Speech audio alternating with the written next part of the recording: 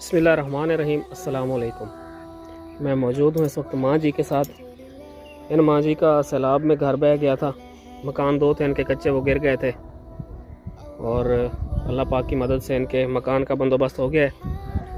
और ये मकान जो अब इसकी छत भी अल्हम्दुलिल्लाह डाल दी गई है और गारे से ऊपर लिपाई भी हो गई है इसकी।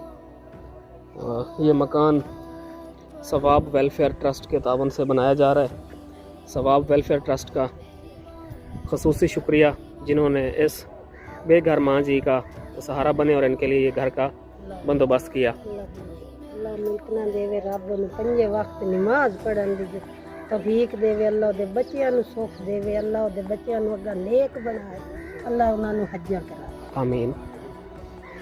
खुश हो माँ जी? खुश है बच्चा, मैं इस जान तो आथे खुश है मेरे पोतरो, बिल्कुल दी